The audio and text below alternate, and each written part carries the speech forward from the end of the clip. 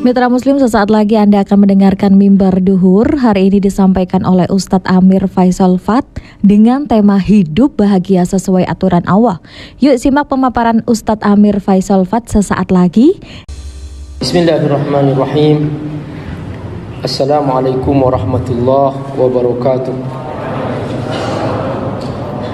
Alhamdulillah, wassalatu wassalamu ala rasulillah wa ala alihi wa sahbihi wa mawala.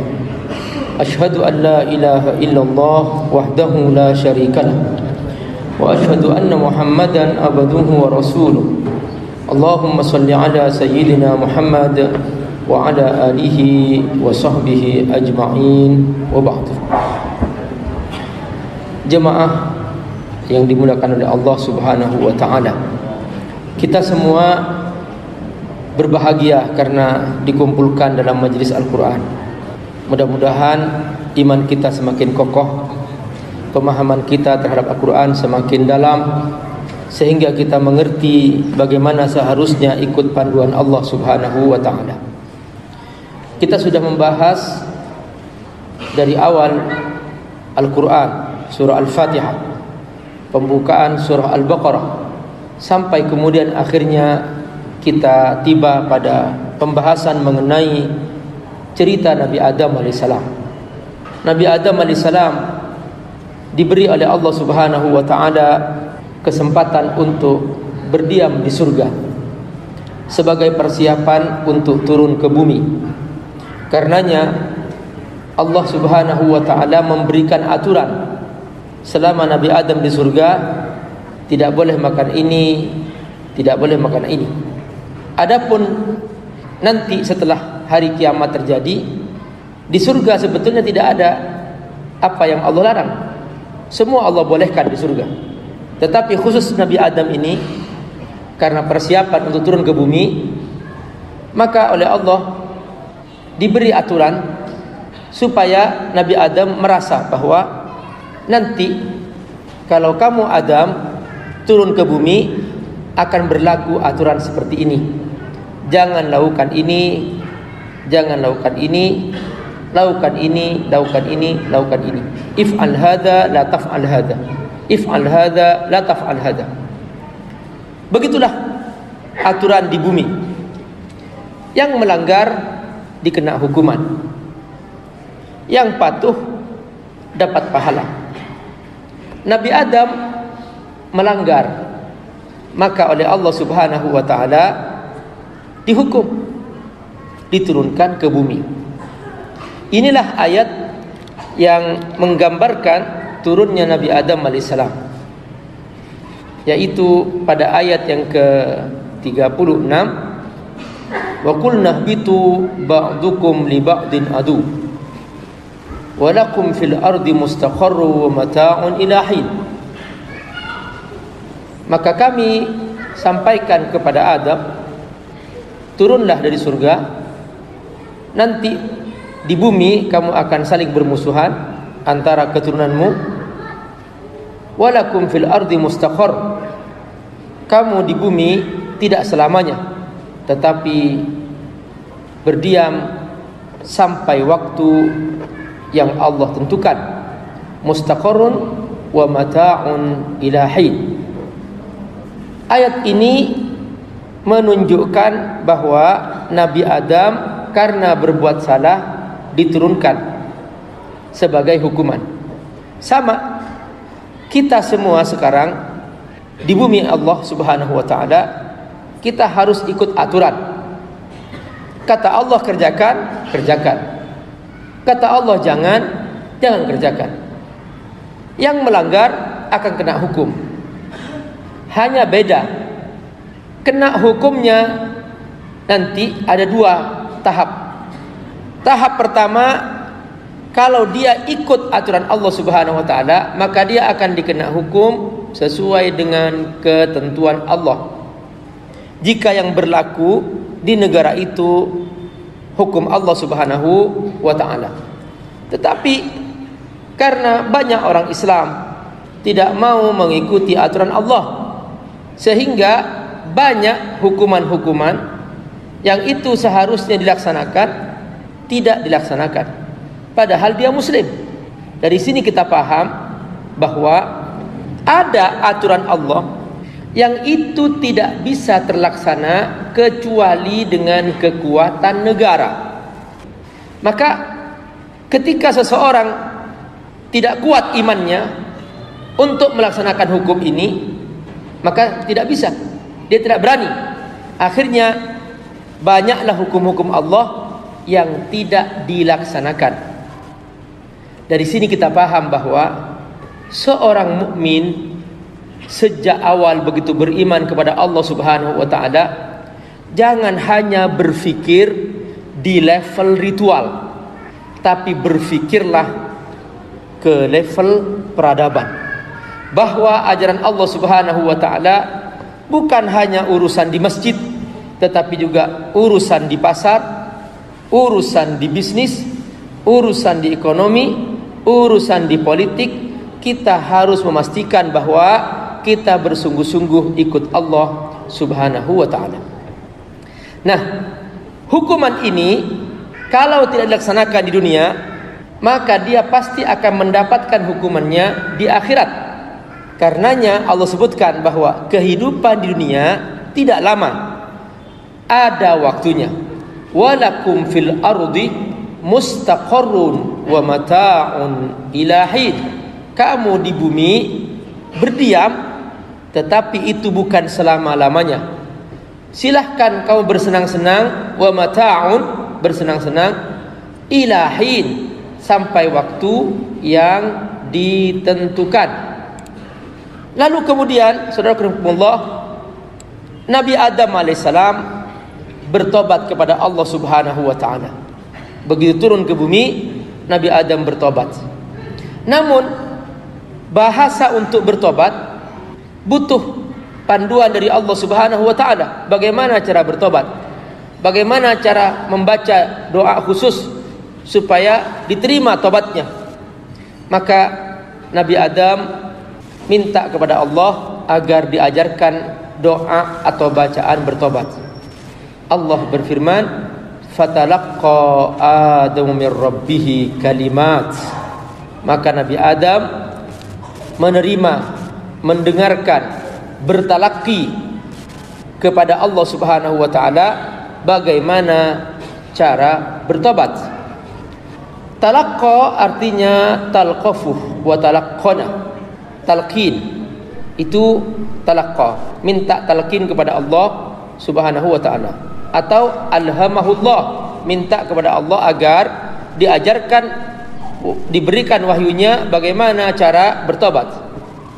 Lalu Allah Subhanahu wa ta'ala mengajarkan doanya, Rabbana zalamna anfusana wa illam taghfir lana wa tarhamna lanakunanna minal khasirin. Ini disebutkan dalam surah Al-A'raf ayat 23. Allah Subhanahu wa ta'ala mengajarkan cara bertobat kepada Nabi Adam, Rabbana zalamna anfusana wa illam taghfir lana. Ya Allah, kami telah berbuat zalim terhadap diri kami sendiri. Wa illam taghfir lana, kalau engkau tidak mengampuni kami ya Allah, wa tarhamna, dan kamu tidak menyayangi kami ya Allah, lanakunanna minal khasirin, kami akan menjadi orang yang rugi. Ini doa paling baik di antara doa-doa yang sangat baik yang Allah ajarkan dalam Al-Quran. Bagaimana cara kita bertobat kepada Allah Subhanahu wa ta'ala, mengakui dosa, mengakui diri telah berbuat zalim kepada diri sendiri di depan Allah Subhanahu wa ta'ala. Ini menunjukkan kejujuran sang hamba. Maka Nabi Adam alaihissalam diajarkan oleh Allah Subhanahu wa ta'ala agar mengakui bahwa dirinya telah berbuat zalim kepada dirinya sendiri. Dengan apa? Dengan berbuat dosa. Jadi perbuatan dosa itu adalah perbuatan zalim. Mengapa dikatakan perbuatan zalim? Karena orang yang berbuat dosa, pertama, dia telah membuat sengsara dirinya sendiri. Tidak mungkin ada orang bahagia dengan dosa. Pasti ketika seseorang berbuat dosa, dia pasti sengsara. Yang kedua, dengan berbuat dosa dia siap-siap dihukum oleh Allah Subhanahu wa taala. Entah itu hukuman di dunia dengan diazab oleh Allah, atau hukuman di akhirat dengan dimasukkan neraka. Maka orang yang berbuat dosa sebetulnya adalah sedang menzalimi diri sendiri. Makanya pengakuan seorang hamba yang paling baik di depan Allah Subhanahu wa taala adalah dia mengakui, Rabbana zalamna anfusana, ya Allah kami telah berbuat zalim kepada diri kami sendiri. Lalu kemudian dia memohon ampunan Allah, dan hanya ampunan Allah Subhanahu wa taala yang bisa memastikan dia masuk surga. Seorang tidak mungkin bisa masuk surga kecuali dapat ampunan Allah Subhanahu wa taala. Mengapa si fulan masuk neraka?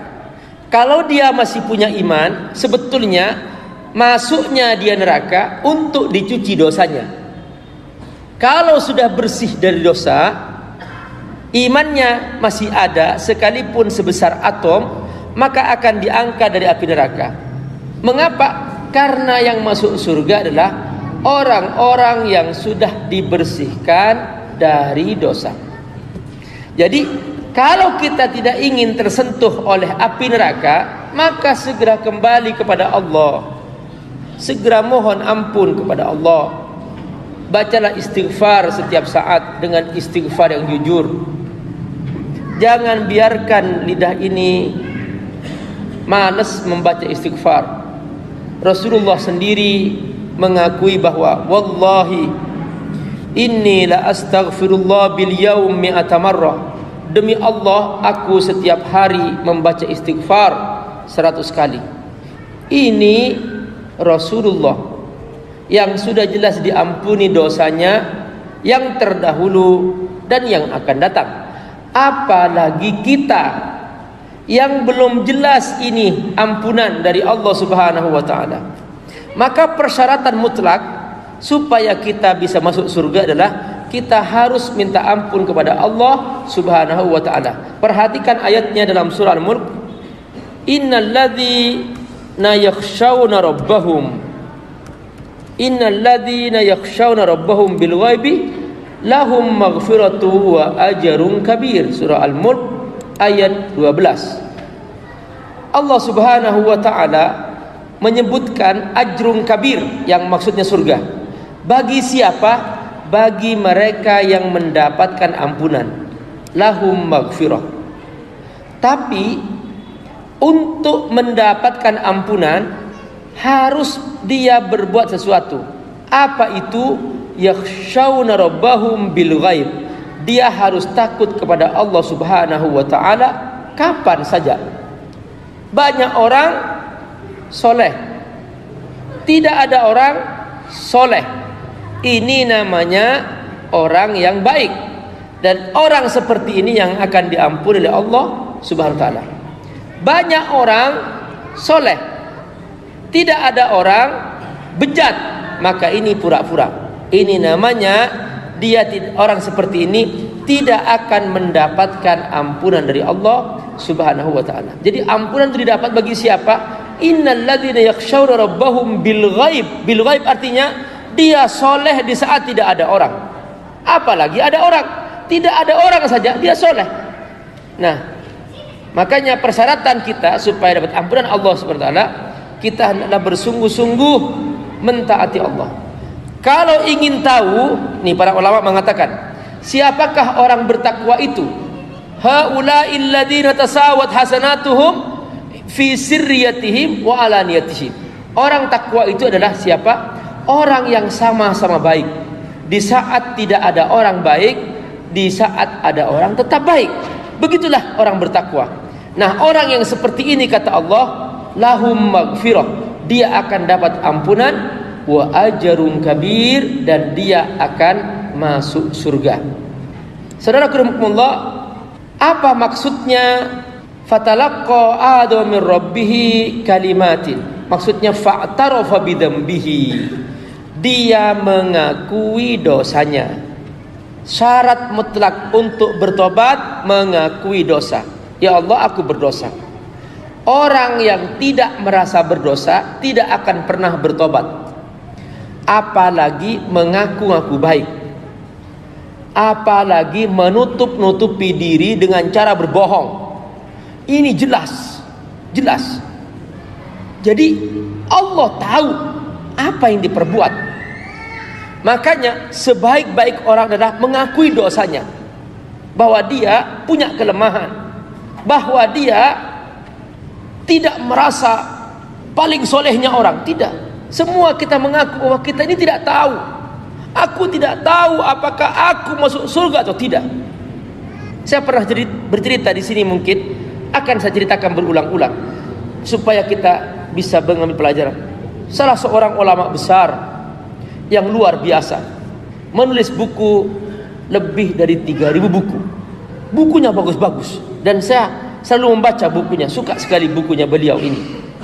Beliau seorang ahli dalam berdebat, pinter berdiskusi, berdialog, bisa mengalahkan orang-orang yang mengajak berdialog dengannya. Sampai-sampai di tangannya masuk Islam lebih dari 2.000 orang Yahudi. Orang Yahudi masuk Islam di tangannya karena dia kalah berdialog dengannya. Pun juga beliau saking hebatnya berdakwah, telah bertobat di tangannya lebih dari 3.000 preman pada masa itu. Orang-orang pemabok, orang bejat itu bertobat di tangannya. Subhanallah. Di hari itu orang yang alim ini, seorang yang alim ini, dia menjelang wafatnya, dia kumpulkan semua murid-muridnya. Dia menangis. Ini sudah detik-detik menjelang wafatnya. Dia bercerita bahwa, wahai anak-anakku, aku ini bukan nabi. Aku tidak tahu apakah Allah menerima amalku atau tidak. Aku tidak tahu apakah aku masuk surga atau tidak. Aku hanya menitipkan diriku pada diri kamu, wahai anak-anakku. Nanti kalau kau masuk surga, tolong cari aku. Tolong cari aku. Kalau kamu tidak ketemu, tolong beri syafaatmu kepada aku agar aku masuk surga bersamamu. Ini pesannya ulama ini. Ulama ini bernama Ibnu Jauzi. Kitab-kitabnya bagus sekali. Subhanallah. Jadi jangan sampai kita ini merasa paling benar, merasa paling soleh. Tidak, saudaraku rahimakumullah. Ayo kita merendah di depan Allah. Walau kunta faddan walidul qabilan faddu min khaliq, merendahlah. Fa bima rahmatin min Allah lintalahu, melemah lembutlah kamu dengan rahmat Allah Subhanahu wa taala. Maka kita mengakui fa'tarafa bidzambihi wa sa'ala Allah maghfiratahu.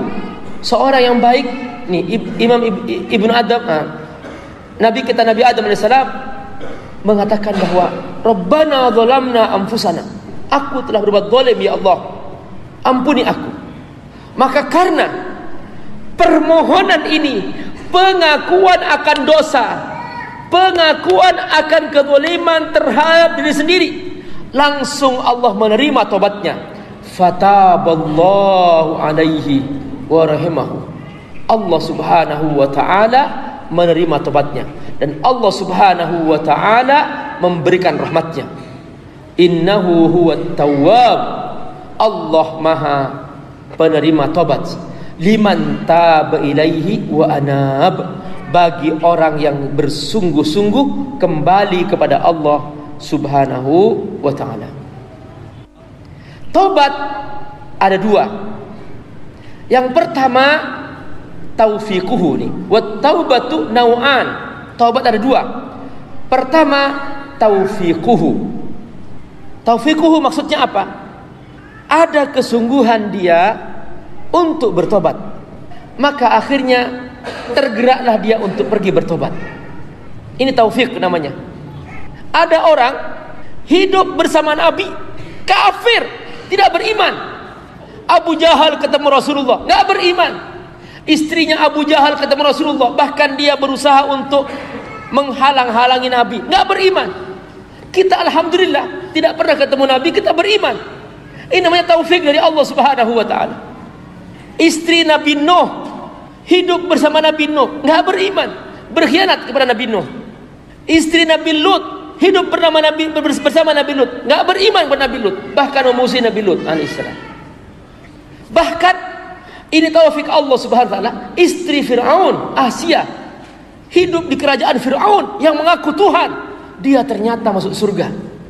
Ini taufik dari Allah subhanahu wa ta'ala. Makanya ada orang yang memang nggak dapat taufik untuk bertobat, tidak mau tobat. Saya pernah melihat kejadian, salah seorang teman mengirim kepada saya. Jadi ada seorang pemabok, mabok tiap hari, anak muda, mabok tiap hari, kesana kemari mabok. Hari itu pas waktu sholat, dia ingin masuk masjid. Petugas masjid menghalangi, tidak boleh, kamu mabok, tidak boleh, kamu mabok. Dia maksa, tolong izinkan aku masuk masjid. Nah, kamu sedang mabok, kenapa kau akan masuk masjid? Pokoknya izinkan aku masuk masjid. Akhirnya karena sudah memaksa diri, dia diajak untuk masuk masjid. Dia berwudu, diajarin wudunya karena dalam keadaan mabok. Setelah itu dia naik ke tempat sholat, dia ikut sholat. Begitu sujud nggak bangun lagi. Itulah akhir dia meninggal dunia dalam keadaan sujud. Subhanallah, Allahu Akbar. Perhatikan, makanya syarat untuk tobat itu pertama-tama adalah dia hendaklah jujur ingin bertobat kepada Allah. Ketika jujur, maka Allah kasih taufik. Di sini wat taubatu nau'an, taubat itu ada dua. Pertama taufiquhu, yaitu dapat taufik dari Allah subhanahu wa ta'ala. Yang kedua summa qubuluhu littaubah, bahwa dia yakin bahwa taubatnya diterima oleh Allah subhanahu wa ta'ala. Taubatnya diterima oleh Allah subhanahu wa ta'ala. Syaratnya bagaimana?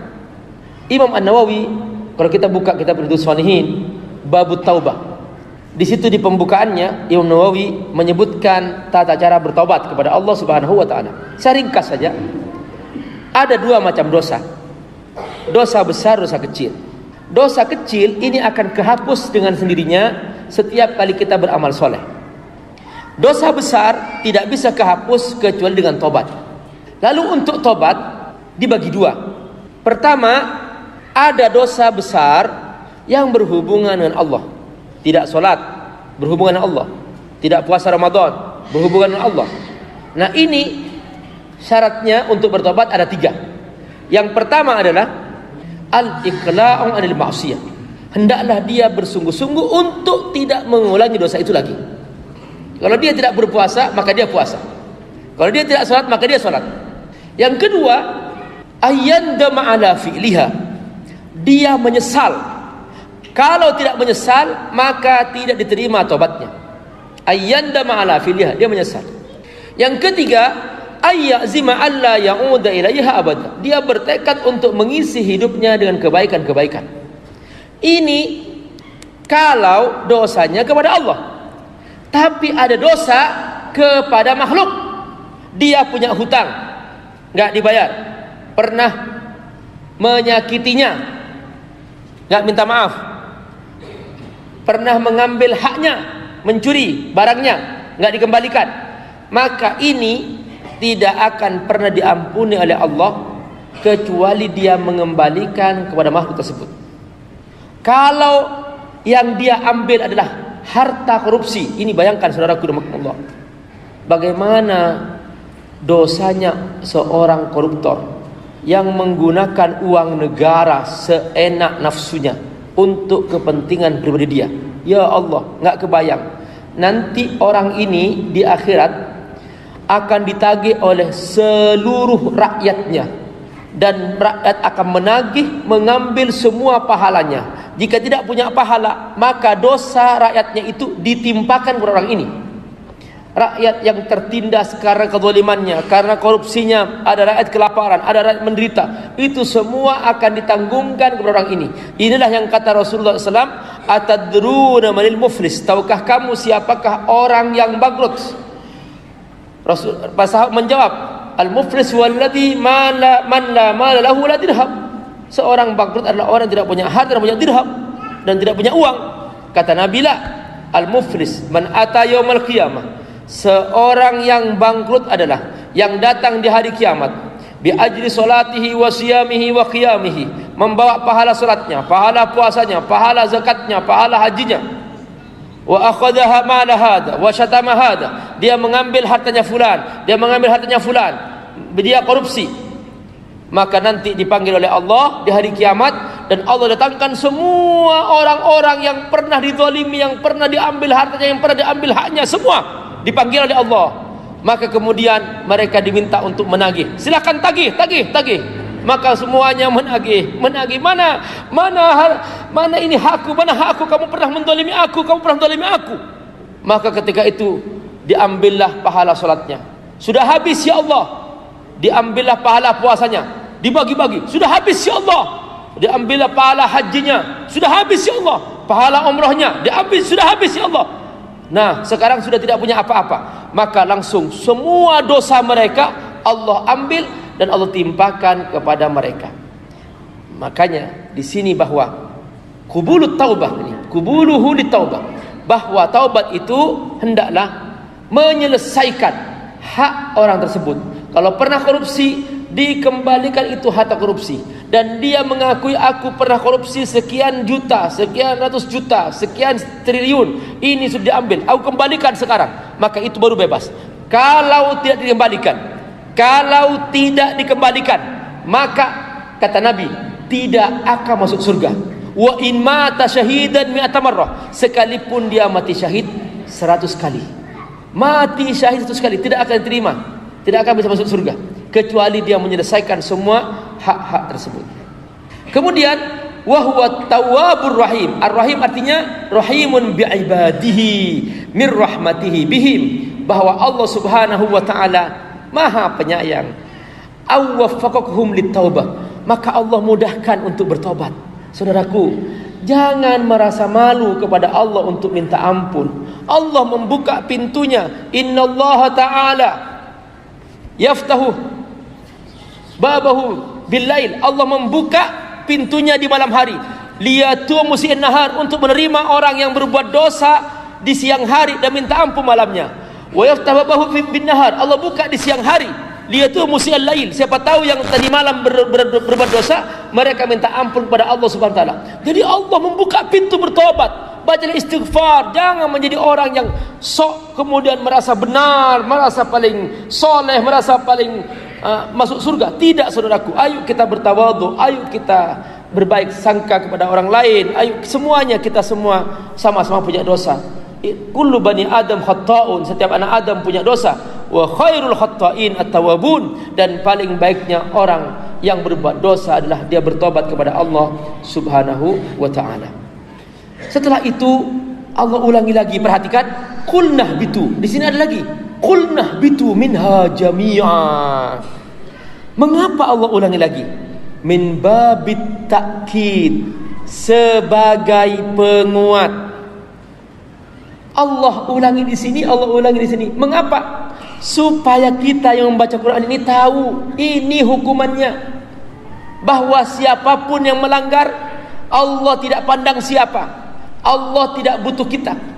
Kalau seseorang, mungkin seorang direktur perusahaan misalnya, ada karyawan yang melanggar, dia takut kehilangan karyawan ini, maka dia tidak hukum. Kenapa? Karena direktur ini butuh si fulan, melanggar lagi, nggak dipecat. Kenapa? Dia masih butuh orang itu. Tapi kalau Allah nggak butuh kita, jangan merasa dirinya dibutuhkan Allah. Tidak. Kita yang butuh Allah. Kalau sudah melanggar ajaran Allah, Allah hukum, selesai. Allah nggak berkepentingan dengan kita. Kita yang berkepentingan dengan Allah Subhanahu wa taala. Nah, makanya Allah pertegas, ini hukuman berlaku siapa saja yang melanggar. Ini seorang nabi, Allah ingatkan, Allah beri hukuman. Apalagi kita, saudaraku. Makanya Allah pertegas, ini enggak main-main. Allah pertegas ulangi lagi, qulnah bitu minha jami'a, keluarlah, turunlah ke bumi dari surga, semuanya, Adam dan Hawa, semuanya. Fa imma ya'tiyannakum minni hudan faman tabi'a hudaya fala khaufun 'alaihim wala hum yahzanun. Kemudian jika datang petunjukku kepadamu, maka ikutilah.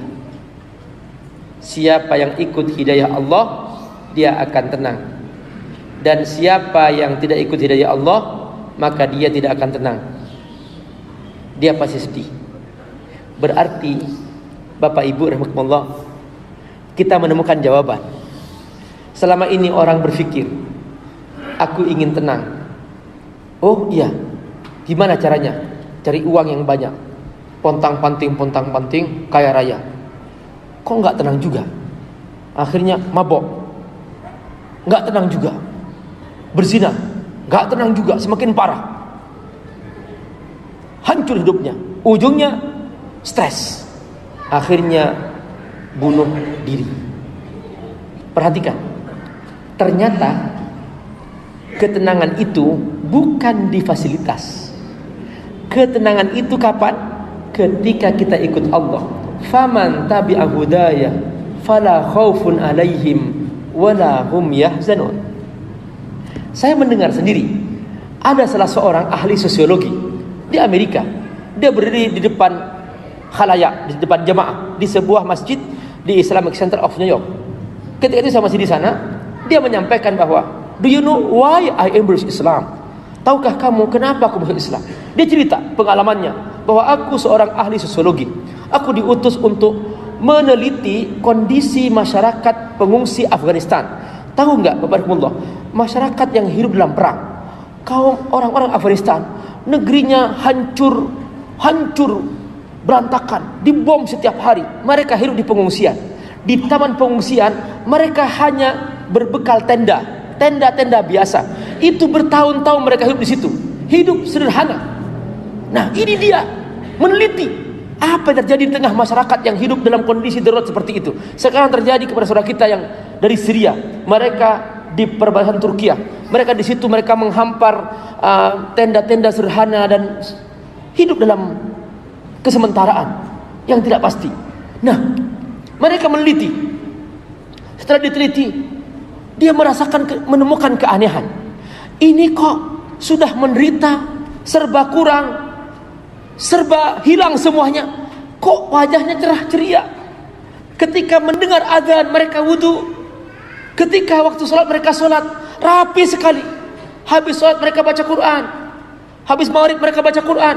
Tidak ada orang stres, tidak ada orang bingung, mereka tenang-tenang saja. Dia cerita itu. Lalu dia berkata bahwa, kamu tahu enggak, aku hidup di sini di Amerika, rumahku besar, mobilku banyak, hartaku banyak, hidupku terjamin, semua aku punya semuanya, dan aku aman ke depannya, sekian tahun aku aman. Tapi kenapa aku merasa hampa? Aku tidak tahu kemana hidupku. Dia mengakui itu. Saudaraku rahimakumullah, di sini kita belajar bahwa ternyata kebahagiaan itu bukan di fasilitas. Kebahagiaan itu bukan ketika hidup kita terjamin, bukan. Kita hidup nih, kita sebagai orang tua, sejak dulu sampai sekarang orang tua kita tidak pernah mengasuransikan hidup kita. Sekarang kita baru sibuk asuransi. Seakan-akan kita ingin melampaui Tuhan, ingin mengatakan bahwa Allah jangan ikut-ikut ya, aku jamin anakku sudah 20 tahun ke depan aku sudah asuransikan, kamu jangan ikut-ikut kasih rezeki. Bukan begitu kita hidup. Kita hidup ini takdir Allah Subhanahu wa taala. Subhanallah. Nah, ternyata aman-aman saja. Dari sini bahwa sebenarnya saudaraku rahimakumullah, ketenangan, kebahagiaan itu kalau kita ikut Allah Subhanahu wa taala. Ini salah satu mukjizat Al-Qur'an. Dalam ayat-ayat Al-Qur'an itu ada kaidah-kaidah yang kalau kita ambil itu menjadi panduan hidup. Di antaranya ayat ini, perhatikan. Faman tabi'a hudaya. Ini kaidah. Siapa yang ikut petunjukku, fala khaufun 'alaihim. Dia tidak akan pernah merasa takut. Wala hum yahzanun, dan dia tidak akan pernah merasa sedih. Fala khaufun 'alaihim wala hum yahzanun. Dia tidak akan merasa takut dan dia tidak akan merasa sedih. Saudara-saudara, apa yang bisa kita ambil pelajaran dari sini adalah, pertama, jaga hubungan dengan Allah. Yang punya kita Allah, yang menciptakan kita Allah. Tugas kita adalah mengurus Allah. Mohon diingat ini, mohon diingat. Tugas kita mengurus Allah. Aku siap menjadi pegawai Allah. Aku akan bersungguh-sungguh menjalankan kewajibanku kepada Allah. Ini tugasku yang paling pokok. Wa ma khalaqtul jinna wal insa illa liya'budun. Kata Allah, aku menciptakan jin manusia, tidak ada lain kecuali hanya ikut aku. Pak Ustaz, aku kan sibuk cari makan Pak Ustaz. Dari jam 8 sampai sore Pak Ustaz, selama 8 jam aku sibuk. Lalu aku capek, lalu aku mencari hiburan. Nah, itu kan wajar Pak Ustaz seperti itu. Nah, Allah memberikan panduan kepada kita. Innalil aqil bil yaum salah saat. Orang yang cerdas, dia akan membagi hidupnya dengan 3 bagian. Mohon diingat ini, Bapak-Ibu. Orang cerdas akan membagi hidupnya dengan 3 bagian. Sa'atun li Rabbi, sepertiga untuk Tuhannya. Sa'atun li Rabbi, sepertiga untuk Tuhannya. Berarti kalau 24 jam dibagi 3, itu berarti berapa jam? 8 jam. Sa'atun li Rabbi, sepertiga untuk Tuhannya. Berarti berapa jam untuk Allah? 8 jam. 8 jam itu bukan monoton ya, dibagi-bagi. Silahkan diatur sendiri. Yang penting dihitung nanti 8 jam. Wa sa'atun lima ta'amihi, wa sa'atun limuhasabati nafsi. Sepertiga untuk dirinya. Dia untuk keluarganya, bersama anak, bersama dirinya, muhasabah, evaluasi. Itu Allah kasih, Masya Allah banyak sekali. Kita diberi kesempatan tidur. Bukan sampai kita tidur, enggak, tidur seperti biasa. Kemudian wasa'atun lima tu'amihi wa maksabihi, dan sepertiga untuk mencari makan. Wasa'atun lima tu'amihi wa maksabihi. Berapa jam cari makan? 8. Sekarang saya ingin tanya, Bapak-Ibu, benarkah kita telah memberikan hak Allah 8 jam? Belum ya? Ya Allah, coba semuanya evaluasi diri. Ingatlah masing-masing diri kita. Benarkah kita telah memberikan hak Allah Subhanahu wa taala? Bacalah istighfar. Banyak sekali yang ternyata kita abaikan. Banyak sekali yang kita tidak penuhi. Baca Quran, enggak ada waktu. Habis dengan gadget, enggak ada waktu. Ya Allah, kalau mencari ilmu begini, ini benar. Ini termasuk salah satu untuk Allah. Ini hak Allah. Kita belajar ilmu Allah Subhanahu wa taala. Kalau kita belajar 2 jam, alhamdulillah, itu sudah ada yang kita bisa pertanggungjawabkan di hari kiamat. Bapak Ibu rahimakumullah, penting sekali masalah hati. Jadi hati kita ini benar-benar kita jaga. Jangan sampai tersimpan di dalamnya kebencian kepada saudara kita. Jangan sampai di dalamnya penuh dengan penyakit-penyakit riya, sombong. Biarkan hati ini khusus untuk iman kepada Allah Subhanahu wa taala, khusus untuk takwa kepada Allah Subhanahu wa taala. Makanya Nabi memberikan nasihat kepada kita, at-taqwa hahuna, at-taqwa hahuna, at-taqwa hahuna. Takwa di sini, takwa di sini, takwa di sini. Di mana? Di hati. Nanti di hari kiamat Allah memastikan bahwa yang berlaku di sana bukan harta, bukan keluarga, tapi hati yang sehat. Yauma la yanfa'u malun wala banun illa man atallah biqalbin salim. Tidak berguna harta, tidak berguna semua kerabat, keluarga, anak, kecuali hati yang sehat, hati yang penuh iman, hati yang penuh dengan kekhusyuan kepada Allah, indah bersama Allah, senang membaca Quran, senang hadir majlis taklim, senang sekali, senang hadir ketemu para ulama, senang berzikir kepada Allah, senang bangun salat tahajud, senang, tidak merasa keberatan sama sekali. Ini tanda bahwa hati kita sehat. Hati kita sehat. Seperti itu kita menjaga hati kita. Saudaraku rahimakumullah, perhatikan ayat ini.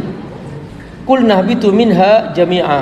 Allah perintahkan Nabi Adam AS agar keluar dari surga. Turunlah kamu semua dari surga itu. Lalu Allah memberikan penjelasan. Nanti kalau kamu di bumi, kamu bertemu dengan hidayah. Fa imma ya'tiyannakum minni hudan. Ingat, itu hidayah itu dari aku, kata Allah. Nah, apa hidayahnya? Hidayahnya adalah, Bapak Ibu, Rasul. Hidayah itu berupa seorang Rasul. Pak Ustadz, sekarang kami hidup di zaman tidak ada Rasul, Pak Ustadz. Ulama yang mengajarkan kita ilmu, ulama yang mengajarkan kita iman, Rasul. Apalagi selain Rasul? Kitab Al-Quran, hadis-hadis Rasulullah SAW, buku-buku fikih yang ditulis oleh para ulama. Bapak Ibu, beradablah kepada para ulama. Para ulama kita, mereka lah orang yang hidup bertakwa kepada Allah Subhanahu wa ta'ala.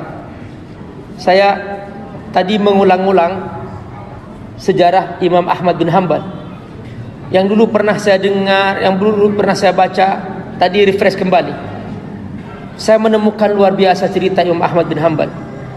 Beliau hidup dalam keadaan penuh kesulitan, serba kekurangan, tapi beliau tidak pernah menyepelekan mencari ilmu.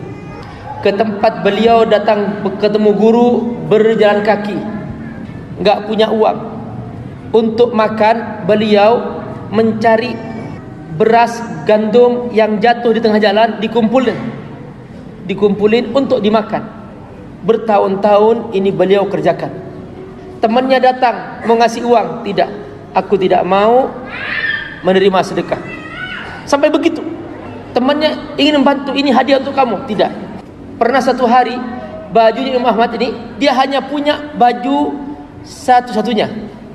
Begitu dia cuci, dia pakai selai kain yang ditutupin dan tidak keluar kamarnya sampai kering. Tiba-tiba di hari itu, ini di Mekah, beliau sedang di Mekah mencari ilmu. Di tempat beliau ngekos, ya, kosannya itu tempat nginep di situ. Beliau gantung bajunya di luar. Ketika mau diambil, hilang. 4 hari teman-temannya mencari ilmu di hadapan seorang ulama besar, Sufyan Ibnu Uyainah, seorang ulama besar, ulama hadis. Mencari mana Imam Ahmad, mana Ahmad, enggak ketemu. Akhirnya dikunjungi di tempat kosannya. Ternyata Imam Ahmad sedang berbaring di sehelai kain. Dia tidak punya pakaian, enggak punya pakaian. Dia bilang, aku kasih uang ini beli kain. Enggak, saya enggak mau. Aku kasih sedekah. Enggak. Ini aku kasih pinjam uang. Enggak juga. Terus gimana? Akhirnya dia punya cara, bahwa Imam Ahmad tidak pernah mau menerima pemberian, tidak pernah menerima sedekah, tidak pernah mau, kecuali dia bekerja dengan tangannya sendiri. Akhirnya apa? Temannya ini dia menyuruh, tulis ini buku pakai tangan kamu, tulis, aku kasih upah kamu. Baru dia mau. Maka dia tulis itu. Itulah satu-satunya buku yang ditemukan sampai sekarang, tulisan Imam Ahmad dengan tangannya, dalam keadaan dia menunggu mendapatkan pakaian, untuk beli pakaian. Bapak Ibu, para ulama itulah orang-orang yang bersungguh-sungguh mentaati Allah, berhati-hati dari yang haram. Sungguh tidak berakhlak kalau sekarang ada tiba-tiba menyepelekan, ini hanya kata Syafi'i, ini hanya kata Ahmad, ini hanya kata Hanafi. Tidak, wahai sahabatku. Ketika mereka berkata, itu adalah hasil penelitian yang sangat intensif, yang sangat dalam terhadap Al-Quran dan hadis. Mungkin kita berkata dalilnya tidak ada, itu karena kita tidak sanggup memahami teks demi teks Al-Quran dan hadis. Tapi ketika seorang ulama berkata ini boleh, misalnya dia sudah hasil penelitian yang sangat panjang. Sekalipun kita tidak menemukan secara zahir, karena ada dalil berupa dalil umum. Makanya belajarlah dari para ulama. Ini termasuk faman fa imma ya'tiyannakum minni hudan. Berupa siapa? Berupa Rasul. Rasul sudah wafat, diganti oleh para ulama. Al ulama'u warasatul anbiya, para ulama merupakan pewaris para nabi. Wa kitab yahdikum lima yuqarribukum minni, dan Al-Quran yang membuat kalian dekat kepadaku. Wa yudnikum minni, yang membuat kalian dekat kepadaku. Wa yudnikum min ridai, yang membuat kalian berjuang untuk menggapai ridhaku. Jadi ini namanya huda. Fa imma ya'tiyakum minni hudan, maksudnya boleh jadi nanti kamu akan ketemu dengan hidayah. Hidayah itu apa Ustaz? Hidayah adalah semua ilmu, apapun ilmu yang membuat kita semakin dekat kepada Allah. Itu hidayah. Nih, kitabun yahdikum lima yuqarribukum minni wa yudnikum minni. Berupa ilmu, berupa seseorang. Ada orang Pak, kita ketemu, begitu melihat wajahnya, ingat Allah. Bawaannya khusyuk, Masya Allah. Ini berarti termasuk salah satu bagian daripada sarana hidayah. Baca Quran, semakin dekat kepada Allah, nikmat bersama Allah, hidayah. Fa imma ya'tiyannakum minni hudan. Maka di sini kemudian Allah memberikan kaidah umum, faman tabi'a hudaya, siapa yang ikut petunjukku, minkum bi an amana bi rusuli wa kutubi, kau beriman kepada Rasulku dan kitab-kitabku, wahtada bihim, dan ikut hidayahnya, wadzalika bitasdiqi jami' akhbar rusul wal kutub, kamu membenarkan semua berita yang dibawa para rasul dan juga terdapat dalam kitab, wal imtisal lil amri wartinabin nawahi, dan melaksanakan perintah dan menjauhi larangan. Ulama itu bukan orang yang tahu ini halal ini haram, bukan. Ulama itu adalah orang yang tahu ini halal, melaksanakan. Tahu ini haram, menjauhi. Kalau hanya bercerita ini halnya haram, bukan ulama. Itu hanya tahu. Tapi ulama adalah yang dia langsung melaksanakan. Maksudnya dikatakan di sini, dia wamtisalu lil amri wal istinab nawahi. Dia tahu ini halal, dia kerjakan. Dia tahu ini haram, dia jauhi. Itulah seorang ulama. Itulah seorang yang baik, itulah seorang yang soleh. Wal imtithalu lil amri wal istinab lin nahi. Kalau seperti ini, setiap orang beriman, dia tahu ini halal, dia laksanakan. Dia tahu ini boleh, dia kerjakan. Dia tahu ini haram, dia jauhi. Maka pasti orang-orang beriman tersebut akan mendapatkan buahnya. Apa buahnya? Fala khaufun alaihim wala hum yahzanun. Dia tidak akan tertimpa rasa takut, galau, khawatir, tidak. Kenapa? Dia bersama Allah Subhanahu wa taala. Yang kedua, wala hum yahzanun, dia tidak akan sedih. Dia tidak akan merasa sedih. Makanya Bapak Ibu rahimakumullah, kalau pernah suatu saat kita tiba-tiba sedih, tidak tenang, berarti kita kurang dekat kepada Allah. Mungkin sholatnya kurang sungguh-sungguh, sering terlambat sholatnya. Mungkin sudah berapa lama kita tidak pernah baca Quran.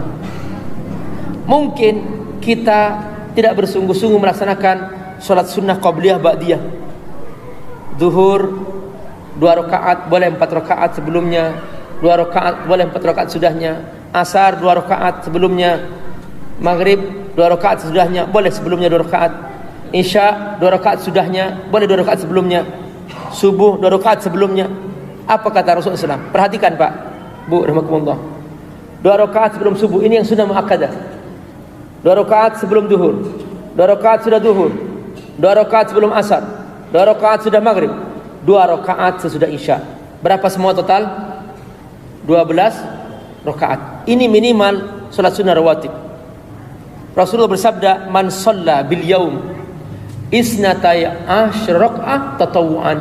Siapa yang konsisten setiap hari salat sunnah qabliyah ba'diyah dengan terus menerus, salat sukarela, faqad bana baitan fil jannah, dia telah membangun rumah di surga.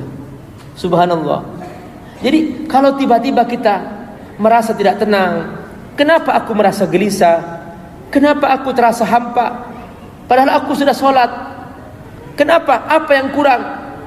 Mungkin kita sudah lama tidak pernah baca Quran, mungkin ada kewajiban yang kita kerjakan tidak dikerjakan, mungkin kita membuat sakit hati orang tua kita, ada kata-kata kasar yang membuat orang tua kita menjadi sedih, mungkin kita tidak pernah menelpon orang tua kita. Kewajiban-kewajiban yang harus kita laksanakan itu dipastikan bahwa semua sudah aman, supaya kita apa? Tidak sedih. Jaminan Allah, fala khaufun alaihim wala hum yahzanun. Di ayat yang lain Allah menegaskan, wa fil ayatil ukhra faman tabi'a hudaya, siapa yang ikut hidayah Allah, fala yadillu wala yashqa, dia tidak akan sesat dan dia tidak akan sengsara. Berarti ada 4 buah mentaati Allah. Pertama, la khauf, takut tidak ada. Kedua, la huzn, sedih tidak ada. Ketiga, la yadil, sesat tidak ada. Keempat, la yashqa, sengsara tidak ada. Ya Allah, Bapak Ibu rahimakumullah. Nih, ada orang hidupnya mewah, hidupnya terjamin, Masya Allah, mobil mewah, rumah mewah. Bapak kerja di mana? Aku jadi pegawai Bapak konglomerat fulan. Jamin, hidupnya dijamin, punya rumah, punya mobil dan sebagainya. Bapak Ibu, ada orang, ya Allah, benar, dia rumah punya, mobil punya, semua cukup, lebih, melimpah. Bapak kerja apa? Saya hanya jadi pegawai Allah. Kerjaku ngurus Allah, kerjaku ngajarin ilmu Allah. Masya Allah, Bapak Ibu, hidup terjamin. Pilih, mau kerja sama bos, terjamin secara keduniaan. Mau kerja sama Allah, Allah menjamin rezeki kita. Tidak mungkin, tidak mungkin orang yang jujur mentaati Allah sengsara hidupnya, tidak mungkin. Bapak Ibu, nampaknya saja seperti sengsara, tapi Allah mudahkan semua itu. Fala yadillu wala yashqa, tidak akan sesat dan tidak akan sengsara. Apa artinya? Perhatikan. Nafyul khauful huzn wal farqu bainahuma. Kenapa Allah dipisah nih? Allah memisah antara fala khaufun alaihim 1, wala hum yahzanun 2.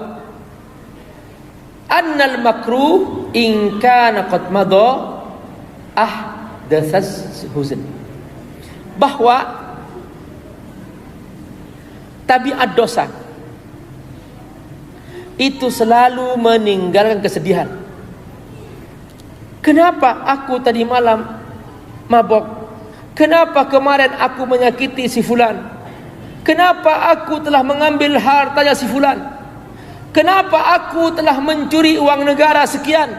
Kenapa aku korupsi? Kenapa? Ini akan membuat sedih dan membuat dia dirundung duka karena dosa-dosanya. Annal makruh in kana qad madha ahdatsal huzn. Setiap dosa kalau sudah lewat meninggalkan kesedihan. Wa in kana muntadharan ahdatsal khauf. Kalau belum dikerjakan itu dosa, biasanya mendatangkan rasa takut. Mengapa maling kalau ingin mencuri dia mencari tidak ada orang? Ada enggak maling berani orang ada langsung dia mengambilnya terang-terangan? Dia mencari sembunyi-sembunyi. Yang berani nikat biasanya. Ya. Perhatikan Pak. Jadi dosa ketika ingin dikerjakan menimbulkan rasa takut. Kalau sudah terlanjur dikerjakan meninggalkan rasa sedih. Ini sunnatullah. Makanya orang yang ingin berbuat dosa selalu dirundung duka. Tapi orang yang tidak pernah berniat di hatinya melakukan dosa, tenang. Mau kemana bu? Majlis taklim, tenang. Coba, mau kemana bu? Dia ingin mencuri misalnya, mau kemana bu? Dia diam aja, tidak mau keluar. Padahal dia mau berbuat jahat, dia sembunyikan. Itulah dosa. Dosa itu nggak ada orang terang-terangan. Mau kemana bu? Aku itu membunuh si fulan. Nggak terang-terangan biasanya. Jadi subhanallah, ini tabiat dosa. Kalau terlanjur lewat, sedih, menyesal. Kenapa semalam aku mukul istriku? Kenapa semalam aku menyakiti saudaraku? Kenapa semalam aku menyakiti anakku? Kenapa? Jadi ada seorang ayah, ini cerita. Ada kawan ngirim SMS, saya tidak tahu kejadian benarnya, tapi ada pelajarannya di situ. Jadi ada seorang ayah baru membeli mobil mewah. Datang anaknya ngambil batu, dicoret-coret itu. Bapaknya melihat, ini mobil dia lap-lap setiap hari, dia bikin kinclong setiap hari. Tahu-tahu oleh anaknya diambil batu, dicoret-coret. Baret-baret, marah. Begitu marahnya, dia ambil batu, dipukul-pukul tangan anaknya sampai hancur. Dibawa ke rumah sakit. Dokter mengatakan ini tidak bisa sembuh, kecuali diamputasi. Bapak melihat kejadian ini, dia menangis. Anaknya tidak punya tangan. Pulang ke rumah menyesal. Kenapa aku lakukan itu? Semakin menyesal, dia baca itu. Dia lihat tulisan anaknya. Ternyata apa? Anaknya saking senangnya menulis I love you dad. Aku mencintaimu ayah. Tertulis di mobilnya itu. Semakin dia menyesal, akhirnya dia ngambil pisau, dia bunuh diri. Perhatikan Pak, Bu, rahmatullah. Ini benar. Annal makruh in kana qad madha ahdatsal huzn. Setiap dosa kalau sudah terlanjur lewat meninggalkan kesedihan. Wa in kana muntadharan, kalau akan dikerjakan ahdatsal khauf, dia membuat rasa takut dan khawatir. Seorang yang mencuri, ketika dia mencuri, dia timbul dalam dirinya takut ketahuan orang, maka timbul kegelisahan, ketidaktenangan. Koruptor belum ketahuan, dia sudah mulai ada tanda-tanda akan ditangkap, semakin ketakutan, penuh ketakutan. Tapi orang jujur aman. Makanya lebih bagus kita tenang sekalipun hidup apa adanya, daripada kita bermewah-mewahan tapi semua adalah dari harta haram. Na'udzubillah min dzalik. Itu semua akan melahirkan kegelisahan. Makanya dikatakan fanafahuma amman ittaba'a hudai idzan tafaya. Maka Allah Subhanahu wa taala menjamin yang ikut hidayah Allah Subhanahu wa taala, dia tidak akan pernah merasa di itu. Faman tabi'a hudaya fala yadillu wa la yashqa. Yang ikut hidayah Allah tidak akan sesat dan tidak akan sengsara. Wa kadzalika nafyud dhalal wasyaqa amman ittaba'a hudaya. Begitu juga Allah jamin tidak akan sesat, tidak akan sengsara orang yang ikut hidayah Allah Subhanahu wa taala. Wa huwal huda was sa'adah. Maka ketika seseorang yakin tidak akan sesat dan yakin tidak akan sengsara, maka dia bahagia, was-sa'adah, maka dia dapat kebahagiaan. Hasolalahu al-amn, dia merasa aman, was-sa'adah ad-dunyawiyah, dia merasa bahagia di dunia, wal-ukhrawiyah, dan dia merasa bahagia di akhirat. Begitulah Bapak Ibu, manfaat kita mentaati Allah Subhanahu wa ta'ala. Faman tabi'a hudaya fala khaufun alaihim wala hum yahzanun. Setelah itu Allah berfirman, walladzina kafaru wa kadzdzabu biayatina ulaika ashabun nar hum fiha khalidun. Orang yang kafir dan mendustakan ayat-ayat Allah, ulaika ashabun nar, mereka adalah penghuni neraka. Hum fiha khalidun, mereka kekal di dalamnya. Di sini Allah Subhanahu wa taala berfirman walladzina kafaru wa kadzdzabu. Allah menggunakan kata kerja. Kafaru artinya menutup diri. Menutup diri dari iman. Kafir. Kalau bahasa Inggrisnya cover. Dia menutup diri. Kafaroh sataroh. Kafir adalah orang yang menutup diri. Dia tidak mau beriman kepada Allah Subhanahu wa taala. Ini istilah Allah. Padahal Pak, ini istilah paling lembut. Jadi Allah menggunakan istilah sangat lembut sekali. Orang yang menutup dirinya. Enggak ada kata-kata kasar, enggak.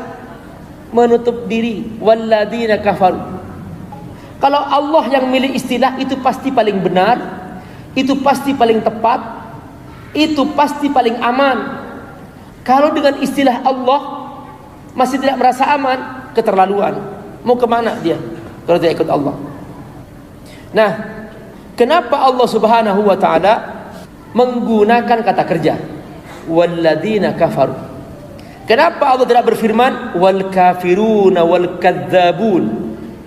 Tapi enggak, Allah menggunakan kata kerja walladzina kafaru wa kadzabu. Lebih-lebih Allah menggunakan fi'il madhi, fi'il yang kata kerja yang menunjukkan masa lampau. Walladzina kafaru. Allah tidak berfirman walladzina yakfuruna wa yakdzibun. Enggak. Tidak pakai fi'il mudhari. Tapi Allah menggunakan kata fi'il madhi yang menunjukkan masa lampau. Maksudnya apa? Bahwa ini sudah terjadi dan akan mereka aktif. Tabiat orang kafir itu aktif, Pak. Kalau mereka berbuat dosa, mereka aktif. Mereka mengajak orang. Kalau mereka tidak beriman, mereka berusaha mengajak orang beriman supaya tidak beriman.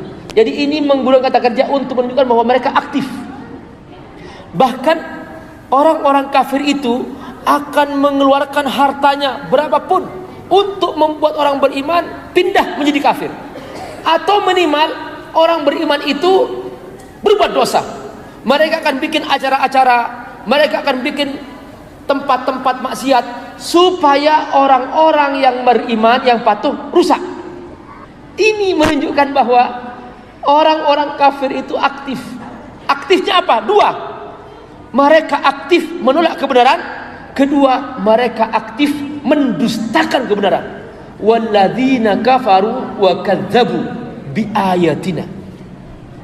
Nah, orang yang seperti ini, Allah jamin bahwa dia pasti masuk neraka.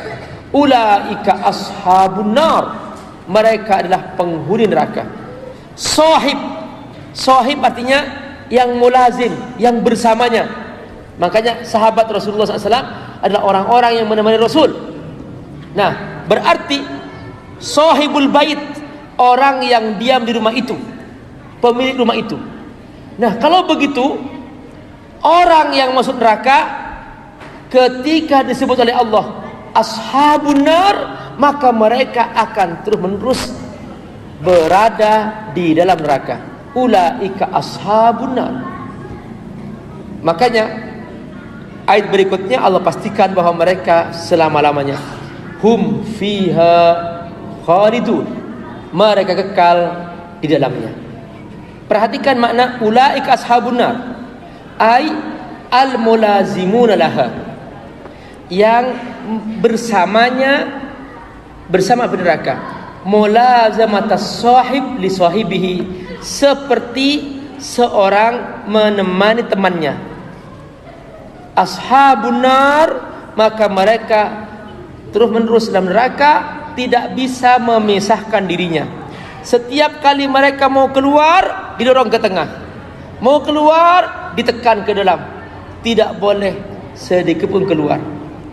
Hum fiha khalidun, maksudnya la yakhrujuna minha, mereka tidak bisa keluar lagi. Wala yaftur anhumul adzab, dan tidak ada waktu sedikit pun untuk istirahat. Tidak ada cuti. Kenapa lagi nyantai? Cuti dari azab neraka? Enggak ada cuti. Dia tetap di dalam neraka. La yaftur anhumul adzab wala hum yunsarun, dan mereka tidak ada yang menolongnya. Siapakah mereka? Mereka termasuk makhluk jin dan manusia, minal jinni wal ins.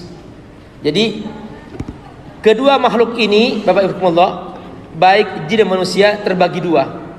Ada yang masuk surga, hum ahlus sa'adah, mereka yang bahagia. Ada yang masuk neraka, hum ahlus syaqawa, mereka adalah orang-orang yang sengsara, baik jin maupun manusia. Karenanya, barakallahu, setelah ini Allah Subhanahu wa taala memastikan bahwa kita supaya bahagia ingat akan nikmat Allah. Jangan sampai kita menjadi orang yang ingkar kepada nikmat Allah. Nah, karenanya ayat berikutnya adalah, Bapak Ibu, adalah tentang Bani Israel yang suka mengingkari nikmat Allah. Ciri orang yang mudah mengingkari nikmat Allah adalah seperti Bani Israel. Karena itu, setelah ini kita akan membahas, yaitu siapakah Bani Israel, apa yang mereka perbuat, apa tujuan Allah untuk mereka. Ini semua akan dibahas pada pertemuan akan datang. Semoga Allah berkahi. Jazakumullahu khairan. Wassalamualaikum warahmatullahi wabarakatuh.